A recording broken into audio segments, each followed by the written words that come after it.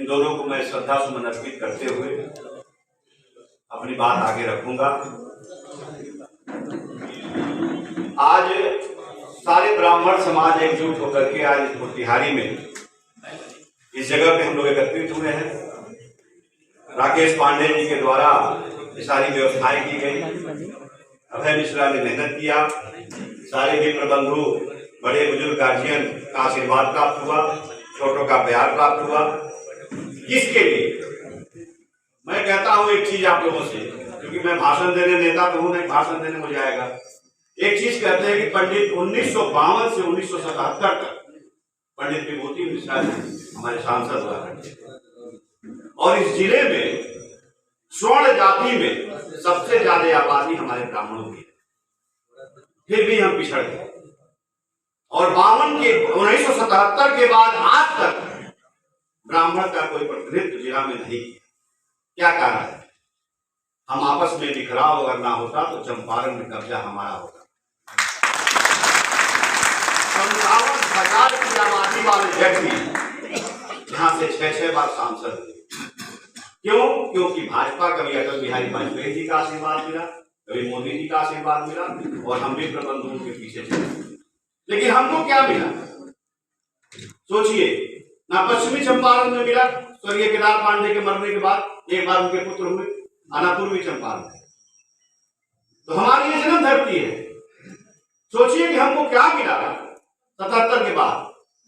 Vote के समय में प्यार दुलार स्नेह पाए लाली बाबा कहकर के हम लोगों से वोट दिया जाता है। स्टाम्प की तरह हम लोग जाकर वोट देते हैं। अपना खा के अपना गा के हम लोग वोट दिया करते हैं, और संसद की गलियारों तक उनको पहचाने का, केंद्रीय मंत्री बनाने का काम करते हैं। लेकिन हम लोग क्या मिलता है? बहुत ज्यादा बोलते हैं हम डरते नहीं है, बीजेपी में हैं। तो हमको क्या मिला? जेल मिला। 15 साल जेल रहने के बाद जब मैं सारे मुकदमे मेरे खत्म हो गए, उसके बाद क्या मिला? क्योंकि माननीय उत्तर प्रदेश के प्रभारी भी हैं, मुझे जेल मिला। मैं ये नहीं कहता मैं राधा मोहन जी का खिलाफत करता हूं, मैं ये कहता हूं कि मेरे समाज को क्या मिला। समाज में जो आगे बोलता है, जो बढ़ चढ़ के बोलता है, उसको कष्ट झेलना पड़ता है। और समाज हमको क्या देता है? हमको क्या देता है? समाज में कोई एक ही आदमी प्रतिनिधित्व कर सकता है, सब लोग नहीं कर सकते। जैसे हमारे जिले में राकेश पांडे विदेश में काम करते थे, विदेश में भी फैक्ट्रियां हैं। क्यों आए चंपारण? ये चंपारण की धूल खाने की क्या जरूरत थी? अपने लोगों के लिए आए। लेकिन जब काम करना शुरू किए तो इनके काम में भी अड़ंगा डाला गया। लाइब्रेरियां तमाम जगह लाइब्रेरी खोल रहे थे, उसमें भी तमाम हमारे स्वजातीय लोग और तमाम नेतागण उसमें भी लोग अड़ंगा लगाए। मैं कहना नहीं चाहता था, क्योंकि मैं सही सुना, सही बोला, इसलिए सत्य बोल देता हूँ। तो राकेश पांडे को भी इनके खिलाफ भी बहुत सारी जांच कराई गई, लेकिन ये तो इनके पास कागज पत्र ठीक ठाक बच गए, नहीं तो भी जेल चले जाते मेरी तरह। और हाँ, इनकम टैक्स आईडी और आईडी सब आएगा, वो तो आता रहता है, लेकिन सब कागज पत्र का दुरुस्त था। मेरा कागज पत्र कहीं लगवा था, इसलिए हम चले। लेकिन आने वाले समय में जो समय आ रहा है, विगत 24 और 25, तो 25 की बात तो बाद में करेंगे, पहले 24 की बात करेंगे। मैं आज इस ब्राह्मण समाज के मन से वचन देता हूं कि हमारे समाज का कोई व्यक्ति, पार्टी कोई हो, लोग कहता है कि कोई आरजेडी से टिकट ब्राह्मण लेके आ जाएगा, आरजेडी में बाहर वोट ना दे। लोग कहेगा कि कांग्रेस से लेके आएगा वोट ना दे। काहे नहीं दीजिएगा भाई? जो आपका समाज का हुआ है, जो समाज के हक और हुकूमत की लड़ाई लड़ता हो, समाज का रक्षक हो, पार्टी कोई हो, दिल खोल करके, दिल से आशीर्वाद देकर उसको विजय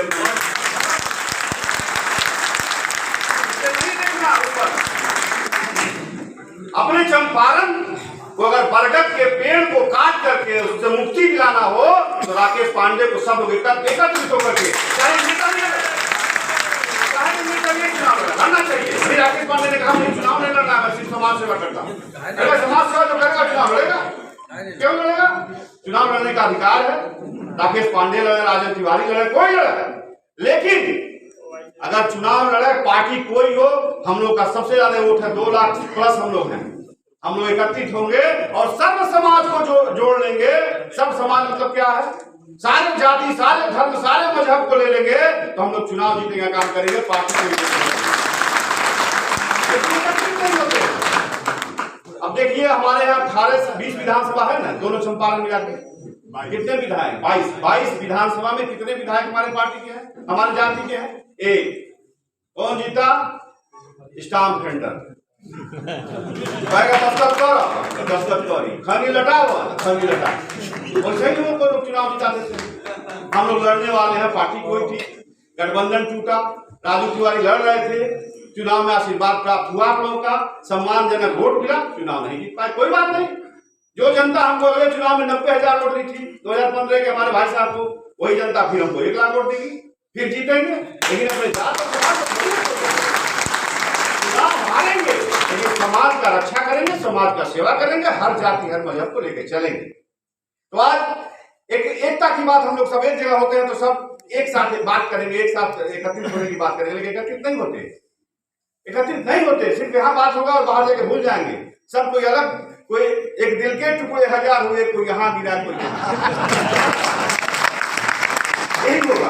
लेकिन मैं चाहता हूँ आप लोगों से सब लोग एकत्रित होकर के सर्व समाज को जोड़ करके, और आज मैं चंपारण की धरती में आप लोगों के सामने कहना चाहता हूँ अपने ब्राह्मण समाज का कसम खा के कि मैं चाहता हूँ दिल से कि राकेश यहाँ से चुनाव लड़ें।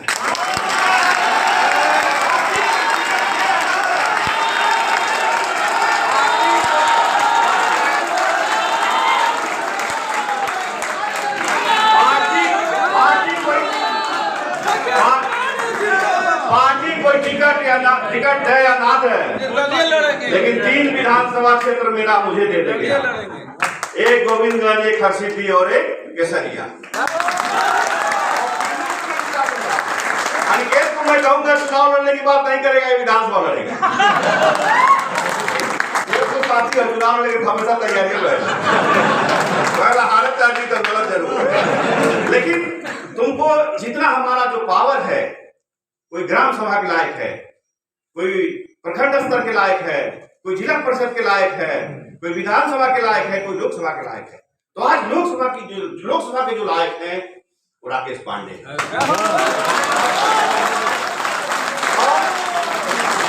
और मैं कहता हूं आप लोगों से, मैं पूरे चंपारण में मुझे क्या है, मैं तो चुनाव लड़ूंगा, यहां से नहीं लड़ूंगा, राकेश जी लड़ेंगे, मैं वादा करता हूं।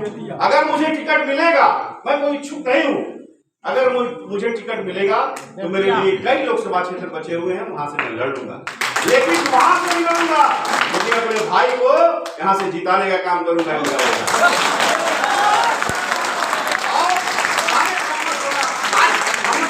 लोग हमारे जितने ब्राह्मण हमारे जितने लड़ रहे हैं वार्ड में, मैं खुले मन से कहना चाहता हूँ, जितने ब्राह्मण वार्ड में लड़ रहे हैं, जो जीतने लायक है, जो समाज का हुआ है, पार्टी कोई हो, कोई पार्टी का चुनाव नहीं है, उसको वार्ड में भी आप जीत पाए।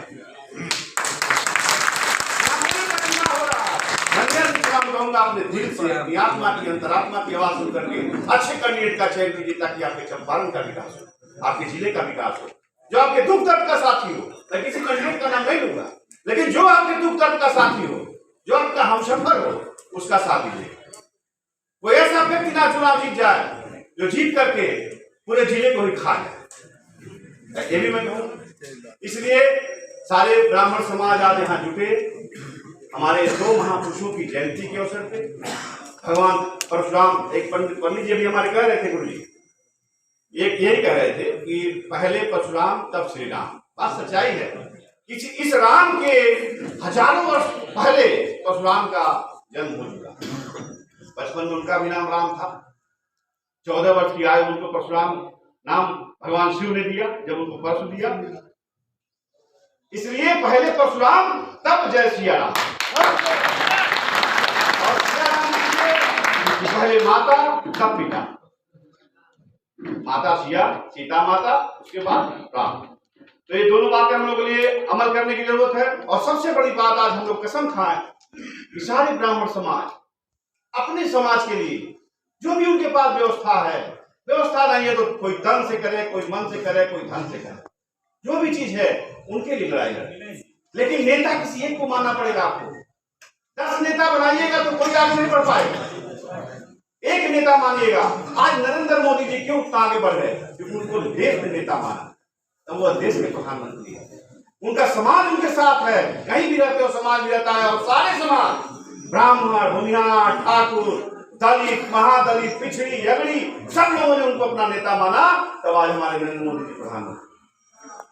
उसके पहले भी इंदिरा गांधी प्रधानमंत्री हुआ करती थी, नेहरू जी प्रधानमंत्री हुआ करते। सब जात का जब समागम होता है तब कोई बड़ा नेता बनता है।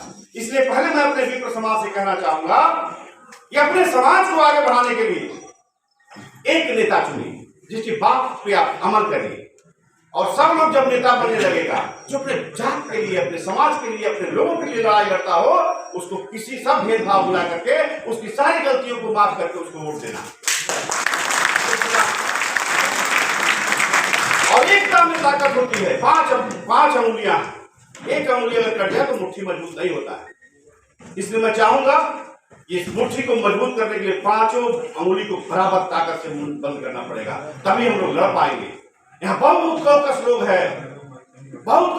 हैं, महीन लोग हैं। चुनाव आएगा, आप कुछ भी बोल दीजिएगा, बर्दाश्त कर लेगा, लेकिन चुनाव जीतने के बाद जब वो जीत जाता है तो ऐसा डंक मारता है कि उसका फीस पता भी नहीं चलता। ऐसे हमारे जीवन पड़े हैं। मेरे साथ कोई दुर्भाग्य, मेरे भाग्य से पहले मेरा दुर्भाग्य आगे चलता है। अगर मैं 15 साल का मुझे कारावास न हुआ होता तो ऐसे बरगद को कभी मैं उखाड़ दिया।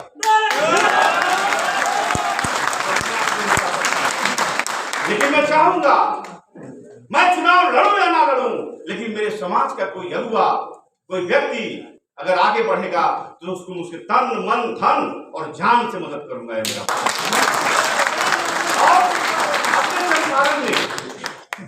अपने चंपारण में सरुत्तर गांव के रहने वाले राकेश, जो हमारे रिश्तेदार भी हैं, हमसे लड़ाइयां होती रहती हैं, झगड़े होते रहते हैं, लोग लगाते रहते हैं, ये भी हमारे खिलाफ बोलते हैं। मैं कभी नहीं कहूंगा,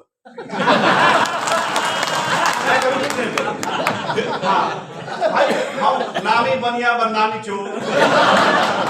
अगर हमारा कोई बाहुबली के बोलता है भाई, हमारा बोलता दूसरा कोई बोले तो जवान हलक के पीछे, कोई अगर हमारा कोई बोला तो हलक के जवान पीछे, लेकिन मैं भाई बोलत तो बोलो, जो वो थलिया रही तो बजबे करी।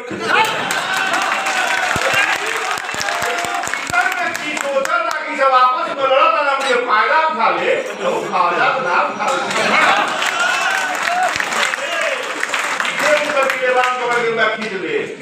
हम कहा नहीं। ऐसे कि सब जात में मैसेज फैलाई कि ये चुनाव लड़के जीती के काम करी के वर्क करी के आत्मविश्वास दी है हमारे साथ विश्वास करता नहीं। और आज मीटिंग में बहुत खुशी भाई, ब्राह्मण समाज की मीटिंग है। गाँव में कहावत पापा मोबाइल में चेक हो जाएगी ना कॉल देती हूँ। 3 आदमी अगर एक साथ हो जाओ,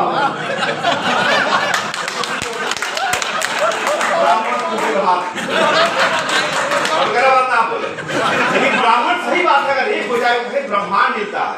ब्रह्मांड बात नहीं लाइए, पहले दिल में ही डाल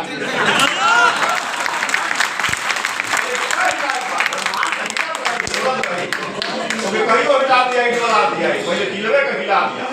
हमारा समाज बड़ी चुनाव अगर मजबूती से वोट मिली, ठीक पाने वाली अगर विजय पता का ना खराब पाए, अगर 2 लाख से ऊपर वोट पाए तो सब पार्टी बुलाए टिकट थी।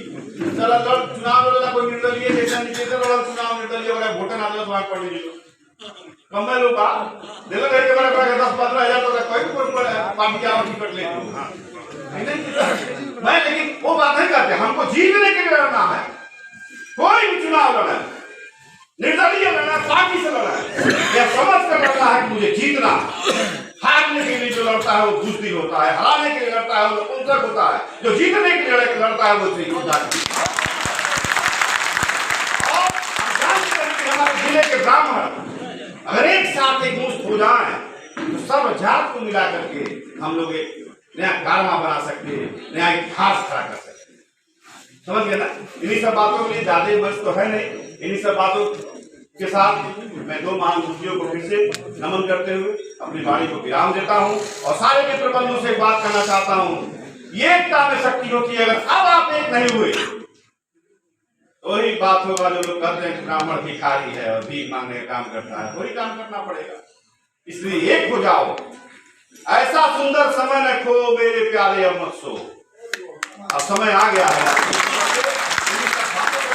अपनी वाणी को मैं विराम देता हूँ।